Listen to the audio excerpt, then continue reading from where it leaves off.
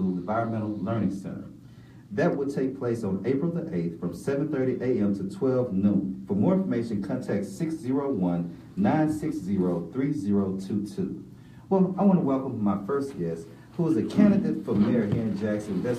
He is Ronnie Crudup Jr. I want to welcome you to the show and tell the listeners a little bit about yourself and your campaign. I'm so glad and honored to be here this afternoon with joining you. I am Ronnie Crudup Jr. and I am running for mayor for the city of Jackson. I'll just tell you a little bit about me. Some people know my father and my grandfather, but I'm just a guy that's been born and raised here, third generation Jacksonian. And right now I reside in South Jackson with my family, my wife and my 3 children.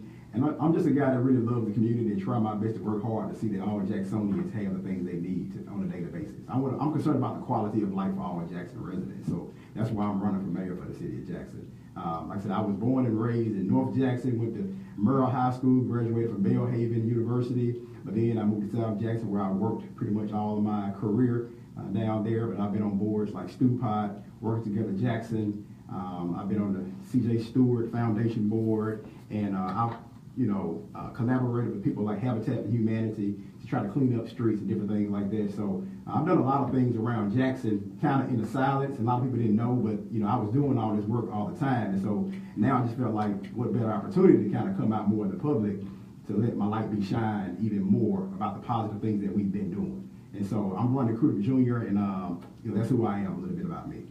Okay. Now, and I heard I heard what you were saying. Now, my question to you. Mm-hmm. With so many people looking at running and has qualified to run for mayor, why would the individual or citizen should look at you as opposed to the 9 in the Democrat, but let's just say 15 some odd people that are decide to run? That's a good question. I would say me because I've already been doing the work. A lot of people talk about plans that they plan on implementing and plans that they plan on doing, but I've already been doing that work already. When it comes to youth programs, when it comes to affordable home ownership, housing for Jacksonians, when it comes to developing businesses and helping to support businesses, I've already been doing that stuff even before I decided to run for mayor. And so this is not something that I said, hey, I'm planning on doing. You hear a lot of guys say, I got a plan and a vision to do all this, where in a sense, I've already been doing this stuff. And I plan on, if I can have even, I guess, a bigger platform, I know that I can do it on a larger scale a larger scale for all Jacksonians around the city. So that's what I plan on doing. Well, enlighten our listening audience about your vision for Jackson. If you were to be elected mayor, what is your vision for Jackson? So my vision for Jackson is simple. I want Jackson to be the best city in the state of Mississippi. And I think we have the potential to be that state. Now, we are already one of the largest, but I feel like we can increase our numbers of our population to go up. I mean, in 1980, like I say, in 1980, we had over 200,000 people in Jackson. Right now, we're about 170,000, and kind of always decreasing, but we want to take that number back up. We can build our revenue up. Once we build our revenue up, we can do all the things that we want to do. And so right now, we can't do the things we want to do in Jackson because people are leaving the city. I mean, we want to stop the people from leaving and let's start coming back. But at the same time, we want to give people opportunities right now to purchase homes and different things like that while they can. Because I know I've seen other cities where, it decreased, but then by the time people start coming back, it was too late to get in. And so I'm trying to tell people right now, go ahead and buy you some property, buy you some land in Jackson while you still can afford to do that. Because one day the tides may turn. When economic development and all these things start going like we see in other cities, I'll say one thing. Like a friend of mine stays in Brooklyn, New York. She talks about it all the time. She says, running 10 years ago when I first moved to Brooklyn, they were selling houses for $1 in Brooklyn, New York. $1. But today, try to go buy a house in Brooklyn. It's gonna cost you about $400,000 or $500,000. So all those people who didn't see the opportunities to buy the land at that point, they could have bought it and actually sold it at a good price. But at the same time, they could have been there and had some value when it comes to home ownership and things like that. So I want to make sure, from my standpoint of who I am, that Jacksonian people right now have an opportunity to purchase homes, start businesses. We look at sometimes all the negative stuff that we see in Jackson, but we don't see the opportunities. And so I appreciate, Councilman Stamps being here today. Like we talked about, I was there at the grand opening. I came down there for a little bit of the new grocery store down in the old Kroger. And I was trying to talk to Mr. Stanley this past Saturday to tell them, hey, I was a part of the group that was in there. I was in there with Senator Horn and Mayor Yarborough. We talked to the Kroger's people, tell them, you know what, if y'all want to leave, we hate that y'all leave, but y'all want to leave, that's absolutely fine. But do not put, that whatever on that building. You know what I'm saying? They usually put those type of, what do you call it? Those deed those restrictions. restriction deeds on that building. So they said they would not put it on there. That's why we have an opportunity now for another grocery store to come in and take their place. So we want to make sure that Jackson has a good advocate. I mean, the mayor for Jackson has to be the best advocate for Jackson. Nobody can be the better advocate for Jackson than the mayor. And so when I was in South Jackson, I was doing so much stuff in South Jackson, people started calling me the South Jackson mayor. I mean, people calling me, hey, the South Jackson mayor. I was kind of saying, hey, we need this stuff for South Jackson. So I want to make sure that I can do that type of stuff all over Jackson. Well, with that being said, since the people of South Jackson are aware, what are some of the things that you did do or have done that people in West, East, and North Jackson may not be aware of? So sometimes it's the simple things that you got to do. So one of the simple things that we did is the public swimming pool on Terry Road. I mean, that was a pool that was an eyesore for a number of years. We take our children there to swim every summer. But the paint just peeling off the place. We said, you know what? Let's go get some paint. I got some youth together. We paint the swimming pool. We didn't paint the best, but then I paid some guys to come up and finish the job to make it look nice. So that's one of the things we did. We started buying houses in South Jackson. So when people started leaving and saying, hey, I don't want to be here anymore, we said, okay, we use our dollars from the church and from our nonprofit to say, okay, we'll start buying your land and buying your property, and we'll give residents who cannot afford to buy homes usually an opportunity to buy those homes. And we self-finance it ourselves. Now, we work with folks like Hope Community Credit Union. They had certain houses. They said, you know what, they were foreclosed on. We said, okay, give us an opportunity to get them, grab them, and we'll put it back in. And so every project that we started, I guarantee you we finished it. We got homeowners in every one of those projects, and all those projects, home projects right now, that are doing well. They have an opportunity. They're buying those homes. So right now, I'll tell you, that's what I've been doing. And even from the business standpoint, when Kroger's left, this is kind of how I got started, I decided, you know what, I do not want to see another business leave South Jackson. We don't want to see another building abandoned. So we said, you know what, we started a business association called the South Jackson Business Association, where we started gathering business and say, hey, twice a month, we met on a Wednesday morning from like 8:30 to 9:30. I provided breakfast myself. Just come in, let's talk about how we can work together. So I got like Ace Hardware. So when the demographic changed in Jackson, when South Jackson used to be 90% white, and 10% black at one time, now it's the opposite. So what we started doing, a lot of those businesses that are there, they don't know the new big black-owned business that's popped up. So we got with the people of like Ace Hardware and others and said, hey, how can you guys work together? So Ace Hardware said, you know what, I didn't know this t-shirt guy was here, but when we brought them together, started working together, he said, hey, I'm going to start buying my shirts from you instead of buying it from somewhere else. And then we got folks like him to start buying his the print shop on Terry Road. So we started making sure that they can network and do things together, but then at the same time, when we started having projects like Wingfield, when they needed air conditioning units, and they needed other supplies for their kids, we gathered the business community together to make sure that they could give the schools what they needed. They have extra income, extra revenue. And so the principal from the owner of Ace Hardware said, hey, it's nothing, I'll give you $1,000 to the school to go and get the supplies you need, because they want to see somebody who's doing good. Dr. Keelan is doing a great job at Wingfield. And so if he's doing a great job, why can't we get behind him and support him and give him the revenue and stuff that he needs? So that's what I've been doing from my end in South Jackson. Like I said, a lot of people didn't know about it because I didn't care about getting the flag. It's all about just getting the work done. At the end of the day, I don't care if Councilman Stamp say, hey, look here, I want to help get this done, but I got to put my name on it. You know what I'm saying? That's what you want to do. That's fine. All that matters to me at the end of the day is the work getting done. I let the history books tell you who did the work. You know what I'm saying? Let the history books 20 years say, oh man, Ronnie Crew did all that. But other than that, for right now, it don't matter. The work got done. Okay. Now, and I know that you have another engagement. So if anyone would like to get involved with your campaign, how would they go about contact you for donations or just volunteer? Okay, I have a website, first of all, cruderformayor.com, also Cruder for Mayor on my Facebook page.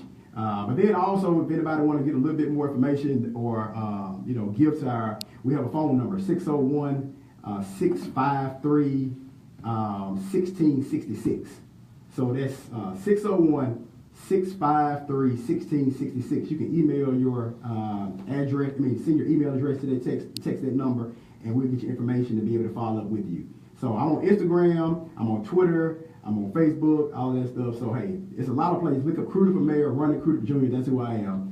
You'll see me around a lot. I try to be at most of the events that I can. I'm just one man. You know, I don't have a big group. I don't have a big campaign, but I promise you, we can do the work. Well, yeah. And with that, are there any parting words? Because as I said, not trying to rush you out. Oh yeah, I got you. Yeah, I got it. Yeah. Right. That's So, are there any parting words for the listening audience? Like I said, look me up. I can guarantee you what I say is true. I'm a guy that goes by my word. I'm a firm believer in a man has to stand by his word. You know what you say you're going to do, even if sometimes it costs you something. I've done housing before when I told somebody, hey, I'm gonna get you your money back in 90 days when I didn't, and I lost money on that. So that's the kind of man who I am. But at the same time, I believe in let your yes be yes and your no's be no. So I'm just a guy, like I said, I'm from Jackson, born and raised here. I just want to see Jackson do better. I'm a guy that people can trust. I'm a guy that people do like. And so we can get some things accomplished in Jackson. I promise you, under my administration, we can get this thing back moving. Well, I do thank you for coming. And right. I wish you all the luck in the near future. All right, appreciate it. Right. Wonderful.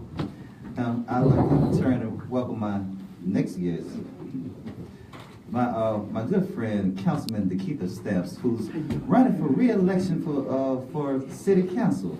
Welcome to the show, Councilman Stamps, and tell the listeners a little bit who don't know you a little bit about yourself.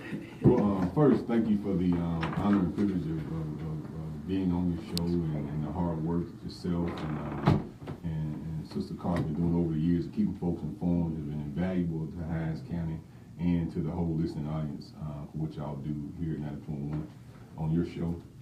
I listen quite frequently, so I appreciate you for what you do. You got some very thought-provoking comments that are made every week, and I appreciate that. Thank you, sir.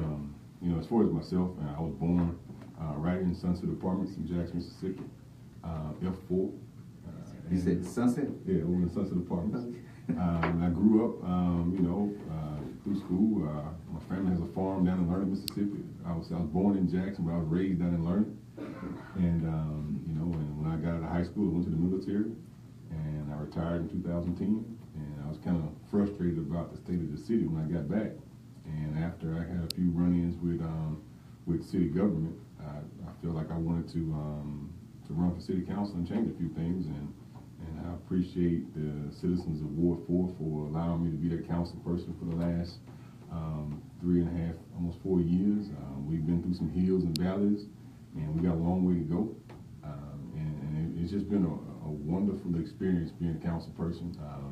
I didn't come into this with any kind of political aspirations. I was just pissed off with the city. To kind of put it bluntly, I wasn't trying to, use this as a stair step anywhere or a, get in and get out. I was just here to try to do the best I can in the window of opportunity that people gave me. And that's what we've been in an effort to do. Well, it's so many different things. I'm trying to see what we'll begin with the topics. Let's start with your cleanup challenge that you issued. Well, today we had some volunteers from the AmeriCorps program, and we were over in the West Side community doing cleanup. And because, when you're running for office, everybody's going through these neighborhoods. I was like, well, if you're going to go through all these neighborhoods, let's do some things that we've already been doing, not just knock on folks' doors. Let's clean up. So we cleaned up the entire West Side Park, Apple, Peach, and Plum Street today. And we chose today because today is the day that the Parks and Recs Department was coming through cutting the grass. So we went ahead of them, picked all the trash up so that they don't just chop up stuff and it looks even like a bigger mess. And it worked well. We worked hand in hand with the Parks and Recs Department today as we cleaned up and they came behind us cutting the grass. So it was a good experience, and I appreciate the AmeriCorps volunteers for stepping up and helping out. And so one of the volunteers was like, we should challenge everyone who's running for office to clean up instead of just going through the neighborhoods. So there's a challenge out there for all of the folks who are running for office to not just go into a neighborhood, but clean up some streets and clean up some lots and post your video online. I want to specifically call out Honorable Mr. Charles Tillman and Kenneth Stokes and Honorable Melvin Priester and Tony T. Yarber and Ashby Foote, my council colleagues and administration who are running for re-election, to get out and clean your lot up. This is similar to the same challenge we put out during the ice bucket challenge. Folks dumping ice on their head. I was like, well, I'm not going to dump any ice on my head. I did the same challenge back then 2 years ago when everybody was doing that. We chose to go out and clean up some lots, and we challenged folks to do that. So this is nothing new for us. We're just reiterating the same challenge we've been saying, because we feel like the city just needs to be cleaned up in a lot of areas so that we can show that we actually care about our own city. Now, as city councilman, you had to make some interesting votes. And I'm looking at some, as I say, good votes and bad votes. Or should I say votes that would be bad for the people. Now, let's talk a little bit about this. Some of the things, the votes that you feel good about, that you've been able to, with the city council, implement, that has helped move the city forward. Well, you know, we position ourselves, and I always say that even though we may not win the votes, we want to be on the right side of the issue. And we didn't agree with raising property taxes back in 2016 because we don't believe that you should raise the taxes. Let's make the property more valuable, then the constituent and the government wins, versus just raising the taxes. We didn't agree with raising water sewer rates, but there were enough votes to pass that. So sometimes, we don't mind. We would rather be on the losing end of the votes, but the right side of the people. Because as a city council person, we represent people. The mayor represents the city. And there's a difference sometimes, because sometimes the city needs revenue, but the people can't afford the bill that they're already getting. So there's, we're going to talk about affordability. Can the people withstand any more of that? And I know I already had, when the water sewer rate came around, the increase was proposed. I had dozens of constituents who didn't have water and couldn't pay the bills they had in the first place, much less pay a higher rate. Right. So for me, I would rather be on the right end of the people. Hello, caller. Welcome to the show. What's your question or comment?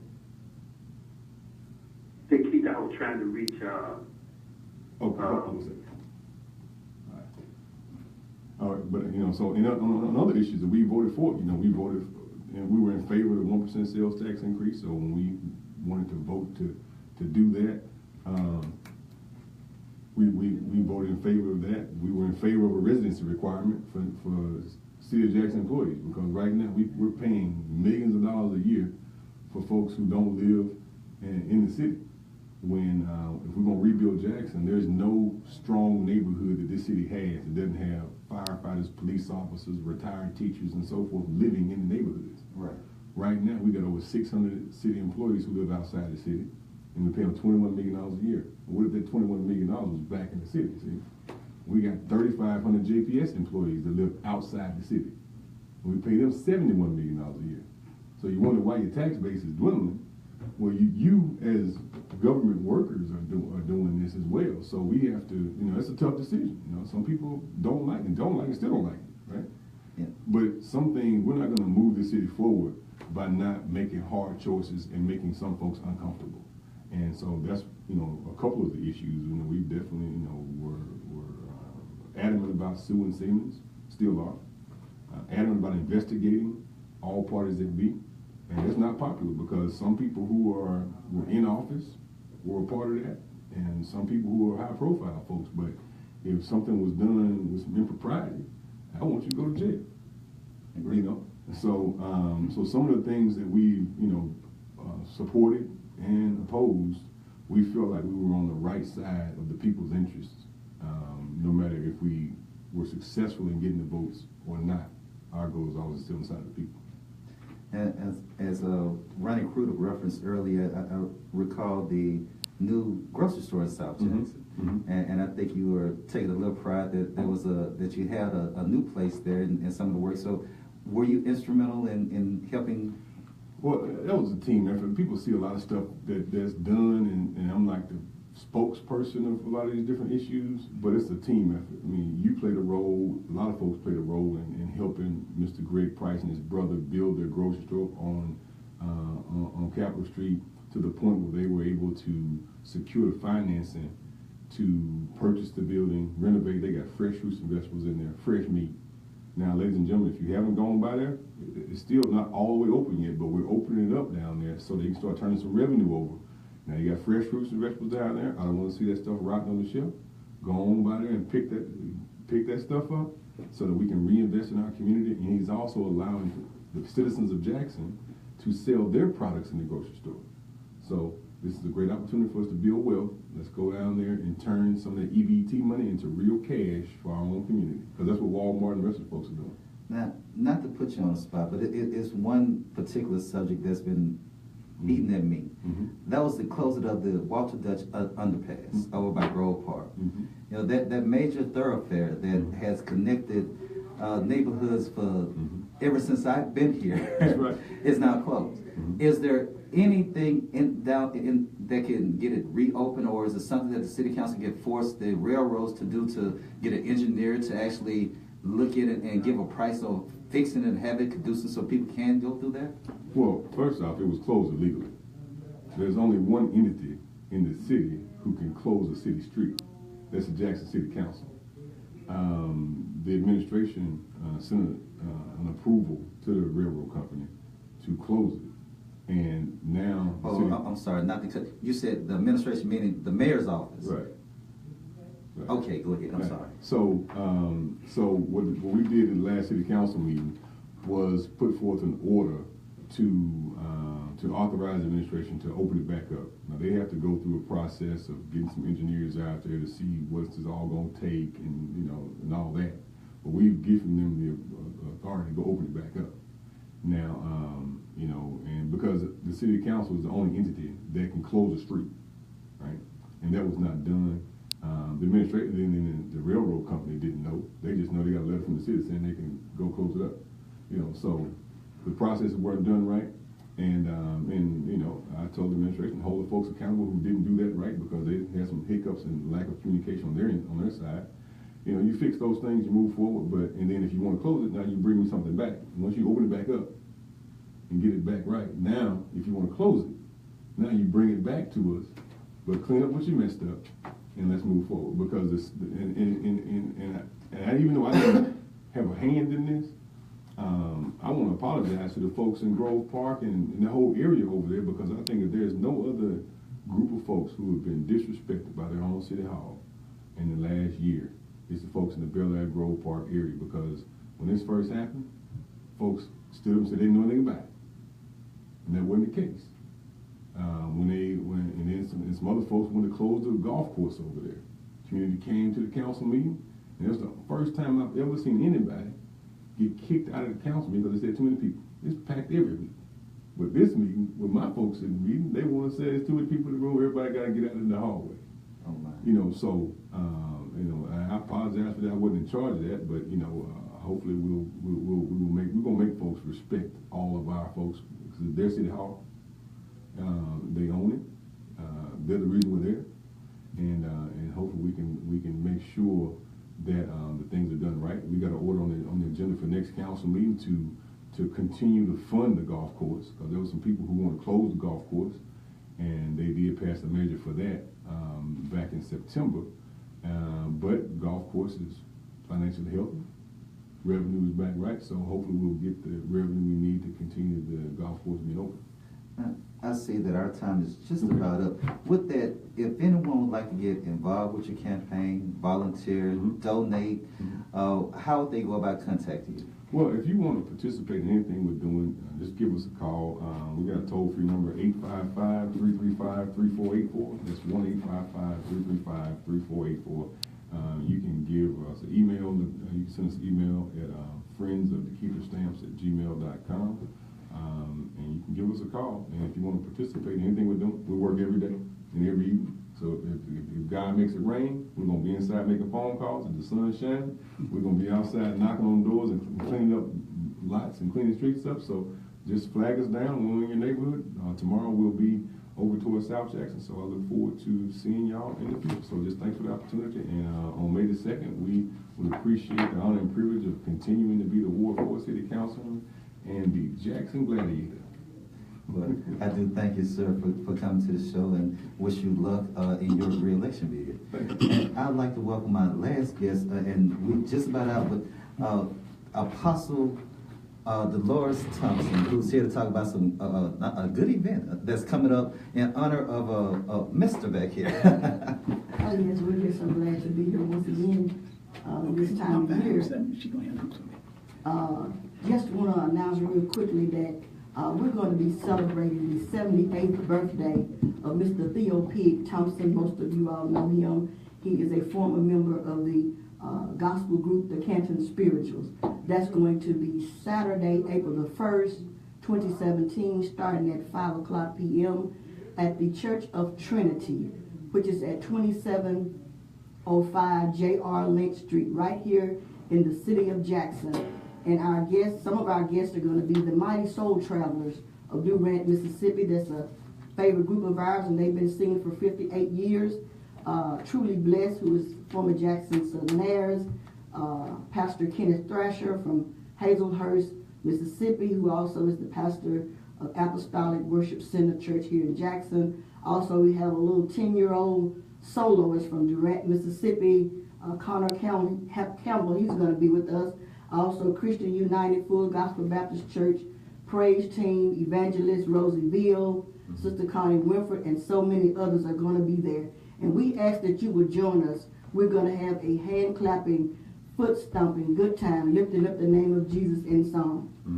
Oh, If you want more information, you can reach me at 769-798-4368. Once again, that's 769-798-4368. And just want to say thank you, Keelan Sanders, one of my former co-workers, and Miss Eddie Jean Carr, who is my former boss lady. I still call her my boss lady, even though I'm not working. So it's just an honor to be here, and I thank you that you always allow me to come in when I have something going on. And I'm just a helping hand in the kingdom. well, I thank you. And I thank you, the listening audience, for tuning in. Our time is up, and until next week, be blessed. I am Keelan Sanders, your co-host. Good job. You a trained professional.